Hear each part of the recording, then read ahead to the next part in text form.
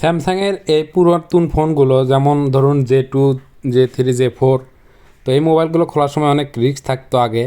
তো দেখুন অনেক দিন পর আজকে একটা দুর্ঘটনা হলো। মোবাইলটা খোলার সময় এই যে মাইক্রোফোনের রিবনটা ছিঁড়ে গেল। এখন একটা বিকল্প উপায় তো বের করতেই হবে, কারণ কাস্টমার আসছিলেন মোবাইলের চার্জিং পোর্ট চেঞ্জ করতে।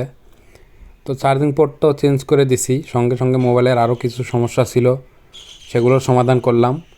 করার পরে লাস্ট ফিনিশিংয়ে এসে দেখতেছি যে এই মাইক্রোফোনের রিবনটা ছিঁড়ে গেল। তো আমার কাছে রিবন আনা ছিল, দেখতে পাচ্ছেন একটা নতুন হেডফোনের রিবন যার সঙ্গে মাইক্রোফোন থাকে সেটা লাগিয়ে দিচ্ছি। কারণ কিছু অনেক সময় কাস্টমারদেরকে তো এসব বিষয় বলা যায় না, আমরা নিজের থেকে অনেক জরিমানা দিয়ে থাকি যেগুলো কাস্টমার কখনো জানতেও পারে না।